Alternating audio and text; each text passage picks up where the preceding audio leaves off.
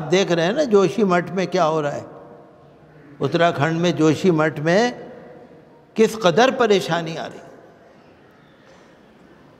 میں خبروں میں دیکھ رہا تھا 1930 میں سوئٹزرلینڈ کی ایک کمپنی آئی تھی، اس نے 1930 میں بتا دیا تھا کہ جوشی مٹھ کے علاقے میں یہ پریشانی آنے والی ہے۔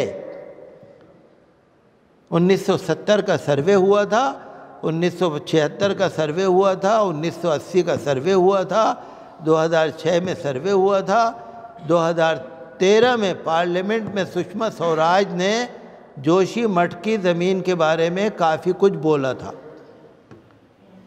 آج کل تو سیاست ہندو مسلم ہے نا، جو ضروری کام ہے اس کی طرف دھیان ہی نہیں، کسی کا بھی دھیان نہیں ہے۔ علی گڑھ میں آپ نے سنا ہوگا مکانوں میں دراڑیں پڑ گئیں، جوشی مٹھ کا علاقہ ہے اس میں سارے اتراکھنڈ کے علاقے میں پہاڑوں میں دراڑیں، مکانوں میں دراڑیں پڑ گئیں، مندروں میں دراڑیں پڑ گئیں۔ باغپت کے علاقے میں آج کے اخبار میں پڑھا، وہاں بھی مکانوں میں دراڑیں آ گئیں۔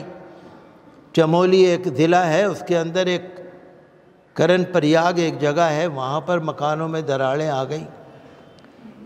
حکومتوں کو جو کام کرنے کا ہے وہ کرتی نہیں۔ این ٹی پی سی جو این ٹی سی پی یا این ٹی پی سی کیا ہے وہ وہاں کام کر رہی ہے، جوشی مٹھ میں پہاڑ کاٹ رہی ہے، ٹنل بنا رہی ہے۔ آپ کو معلوم ہے نا دلی میں بھی میٹرو کی لائنیں نکلی ہیں نا، دلی میں میٹرو کی لائنیں، اجمیری گیٹ، چاوڑی بازار، لال قلعہ، چاندنی چوک میں میٹرو کی لائنیں پڑی ہیں نا،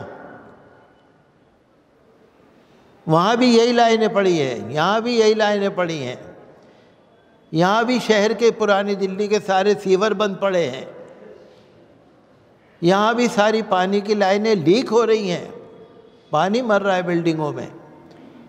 یہاں بھی دلی کے اندر بھی کئی مکان پچھلے دنوں گر گئے، فراش خانے میں ایک مکان گر گیا، کچھ موتیں بھی ہو گئیں۔ تو آج کل نا سیاست بس ہندو مسلم رہ گئی، کوئی حجاب کی سیاست، کوئی کسی کی سیاست۔ میں پڑھ رہا تھا کہ بنگلور کے اندر مسلمان لڑکیاں جو پڑھتی ہیں کالجوں میں، اسکولوں میں، انہوں نے سرکاری کالجوں میں، اسکولوں میں جانا بھی بند کر دیا۔ کیسے جائیں بیچارے؟ حجاب کا مسئلہ ہے نا، کیسے جائیں؟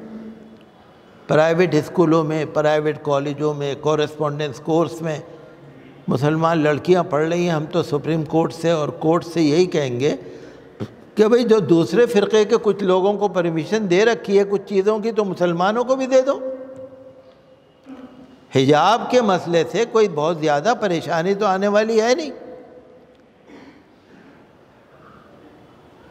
تو ہم تو یہی امید کرتے ہیں کہ انصاف ملے، انصاف ملے۔